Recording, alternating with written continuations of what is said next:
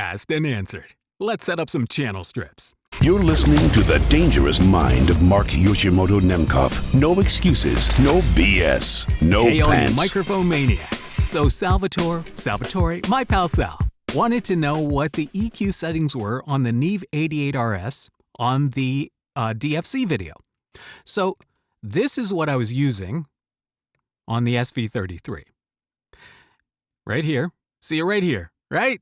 Very simple. Not that much going on. So I thought that today, since I've been asked by a couple of people to show how I would set up a channel strip, let's do that. Let's set up some channel strips. Okay, so what we're using right now on the Soyuz is, okay, now here's the EQ I've got.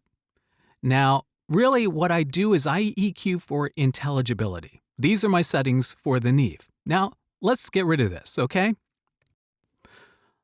Let's set up the whole thing from scratch. Okay, so what you're hearing now is just me into the Apollo. Let's take that off. Okay, so we've got the low pass off, the high pass off. We've got the high pass off. And what we're going to do is we're going to, and you can hear really there's a weird resonance, right? Okay, so what we're going to do is we're going to, let's rebuild that Neve. Okay, so here, hold on. Let me just close these out. Now I've got them saved over here. We're going to compare later. So let's pull this up. And first, we're going to add some volume. Now, one thing that I've noticed about this, and I like to boost the output because you get a little bit of a cleaner sound, but I still want to drive the circuitry a bit. Now, with the Neve 88RS, you can hear, yeah, it's going to add a little bit of this here. Just get that a little bit better, right? Yeah, around 50 or so. I like that. It's gentle. Okay, so what I've noticed with the Neve 88RS is that I can pin my signal really to +3. Now, a lot of people like to stay down here. They like to stay down here, but I kind of like the sound when you drive the circuitry a little bit. And I'm not overloading the circuit, so there's no overload light. So I know I have a generous amount of headroom at this point, although I don't want to push it too much. All right, so here we go. I like that. All right, so we like that. Let's adjust the output a little bit more. All right, now let's add some EQ. Now you can hear right away there's a difference in the sound with the EQ on and the EQ off. A lot duller sounding. And all I've done was just enable the EQ. I've done nothing. So right away, it's adding something. It's adding a little bit more presence just by being in the circuit. So let's just make the VO a little bit more intelligible. Now the first thing I like to do is go around 12-ish. Right about here. And I just like to add a couple of dB right there, right? So you get a little bit of a more clear top, more natural. Then I go around here and somewhere between 2 and 3. And the way I often find it. Okay, so we go in here, right? And I'm looking for, now hear how really nasal and weird that is down here? Now you hear that? That's a resonance, right? So I'm going to back it off just a touch, just below that. And I'm going to bring it up right here, right? So this is with about 2.2 on, and this is with it off. So I'm just going to add a little bit just below that resonance. I don't know why it works, but it works. So it makes it a little bit more intelligible. And I want a really tight Q on it, but I don't want it all the way there. Because I don't have really the precise measurement of the frequency that I want. I'm really just eyeballing it, but I like the way that this works. So I'm just going to really, I don't hear a difference between here and here, but psychologically, I'm just going to do that because it makes me feel like I did something. So here we go. And then here's the other thing with intelligibility. A lot of times in a booth or just in general, when you're up on a microphone, in most rooms, you're going to get something really between 3 and 7 that you might want to get rid of. And with my voice, I find it really about 550. And I just want to duck it just a little bit. Now you hear the difference that makes? All right, 1, 2, 3, 4. 1, 2, 3, 4. 1, 2, 3, 4. Now it's subtle. It's very subtle. But we just want to make subtle tweaks that make our voice more intelligible, that allow our voice to compete better against a music bed or other sonic elements that may happen to be in the mix. All right, last but not least, with this microphone, right here, since the Soyuz has a very generous bottom end, low, mid, and lows, I generally like to cut just a tiny bit, maybe just there. And then you get really what I feel is a very natural sound. Okay, now I do like to use the DFC for the dynamic section. But just in case, you don't have to buy the DFC to get really decent gating and expansion. What we're going to do is we're going to set it for expander. Let's tweak the threshold. Okay. Let's get this. We want a decent, fast release, but not too fast. So let's get that threshold dialed in. Okay. And there we go. All right, so I feel like I need a little bit more, a little bit wider.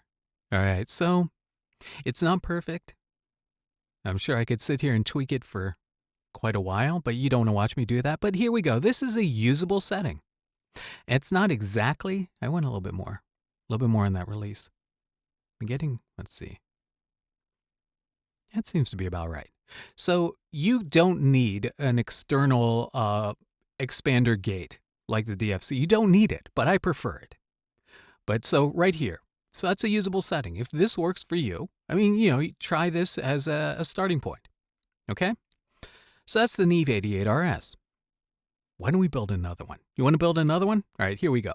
So hold on. So this is what I set up, okay, just now. And this is what I normally use over here. It says Skype because it's in the Skype channel. Okay, so this is what I normally use. Let's see. And I have the EQ on, but you don't have it right here. So let's see. Pretty close. Pretty close. I'm just really used to this. I have my Q set really tight on that. Look at that. And I don't have the 100 hertz subtraction. But so this is generally how I would set up a channel strip if I just really had to walk up to a system and start it from scratch. Okay, so, all right, so I like that. How about if we do, I got an idea. Let's do this. How about the SSL? Okay, so here's the SSL. Let's get a level right there. Again, boosting the output. And I like doing this with the universal audio. Let's see, the Unison preamps. I like giving the output just a little bit of a boost. It adds more of a clean, just adding a couple of dB of clean boost. Okay, hold on. Let's see. Where do we want? Let's see. Where do we want our filter? I can hear rumble there. Let's set it 70. Okay, let's fix this. All right, first things first, go to 12. Give me a couple, right? You hear that? All right. So here we want it just right about, let's see there. Let's give ourselves a little bit. All right, so right now you can hear the presence of my voice really coming through a little bit more. Okay, let's do a similar little cut here. All right, yeah, right there. And maybe, you know what, since this actually has, the SSL is a little bit low, mid, and low light. It has more of a poppy sound to it. Really, it has more of a glossy sound to it. And while your ear might be like, wow, that's a really neat sound, it may not necessarily be the right sound for VO. It might be a little too glossy sounding. Now, here's the thing. Now, the dynamic section on the SSL is pretty easy to deal with. Hold on, let's turn the expander on. It's actually one of the easiest ones, really, overall. But the thing is, the way it's set up, and the thing is, you can go with a fast attack on it, but sometimes you get a little bit of a clicky, chattery artifact. But it depends, really, on your room, on your setting. And a lot of times you have to just really throw the range all full blast, right? All right, see? Back off on the threshold. Still a little chattery, but you know what? There we go. Now, here's the thing. I can add a little compression if I want. Let's just add a little here. Check 1, 2, check 1, 2. Now, one of the things that really makes the SSL stand out is the dynamic section. Here we go. See, it's a little harder to tame. I've never been completely satisfied with the way, let's see, make that attack a little bit less. And you're still getting a little bit of that chattery artifact, which is why I like the DFC. But you know what, you could probably get it to work to some extent with what you're doing. But the dynamic section on the SSL has a certain amount of gloss to it. And it has a very VCA sound to it. And when I say VCA, I'm talking about a kind of compression dynamic circuitry that we're all used to hearing, like say with an 1176. And 1176 has a forward sound, like the 1176 sound that we're most used to. Really has a little bit of a gloss and much of a forward, you know, just a little bit mid-forward. And I think that sometimes that little bit of gloss just doesn't sound right on a VO. It's a little bit too much. And again, this is really project dependent. You know, it may work for what you're doing, but it's not necessarily my first choice. Okay, so that's the SSL. All right. Tell you what. How about this? Why don't we go for one more? All right. Voxbox. All right. Now, let's see. Let's get that. Let's see. The gain. Is that right there? Done. Pre-out. Now, here's the weird thing about the Voxbox. Now, the Voxbox has a very, very sensitive meter. Overly sensitive, I think. And I think that really you get the best sound right up here. Now, if I back it up here, and even if I change the output, it feels choked. It feels restrained. It doesn't feel like it opens up until you get right here. And so I'm like at the verge of pinning the thing, even though I'm not overmodulating it. So that to me is one of the things with the Voxbox, is I think the meter is a little too sensitive. I think you can really drive it a little harder without ruining your VO. Okay, so we have the dynamics over here. So the compression set at 3.1, fixed at 3.1. And here, we want a little gain reduction. We just turn the threshold this way to make it more sensitive. We just really want a dB or two. We don't want that much. Want a faster release. All right, so still hello, hello, hello. All right, we'll just leave it like that. That works. And really, this is just taking a little bit of the edge off, keeping it natural without making it seem too compressed. Then you've got this de-esser over here, which seems to work it's not really very clear how well it works. It does, you can hear it. All right, she sells seashells by the seashore. She sells seashells by the seashore. Let's see. My sibilance comes really between 9 and 12. It's closer to 9. But here we go. She sells seashells by the seashore. She sells seashells by the seashore. I don't know. 1, 2, 3, 4, 5, 6, 6, 6. 6, 6. Sorry about that. I hope nobody's offended by me saying 6, 6, 6. Okay. A little boost at 12. And here's the other thing. Really, everything seems a little spongy. That's really what I think the adjective here.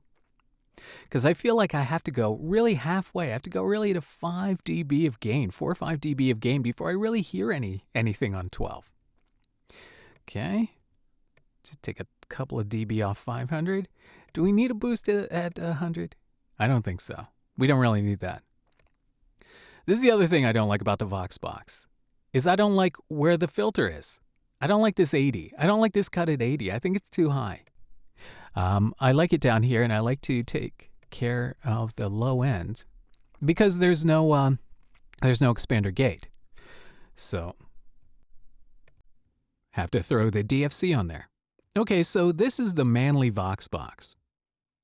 And overall, I think that the Voxbox sounds natural. I think it sounds, I think it really has a very, very VO-friendly sound. I think that the SSL sounds very slick and poppy. It sounds like pop to me. And again, that may work for what you're doing. Okay? And then, last but not least, you have the Neve 88RS, which to me has more of a broadcast sound.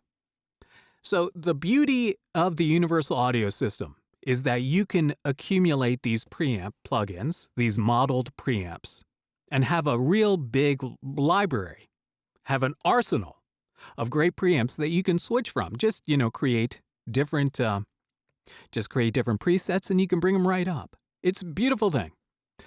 What do you think? I want to know which one you like. What do you think? What do you think of these preamps? All right? Leave a comment. You know how that works, and I'll get right back to you, okay? So thank you everybody who asked for a channel setup video, and thank you for watching. And until next time, this is Mark Yoshimoto Nemkov, fading to black.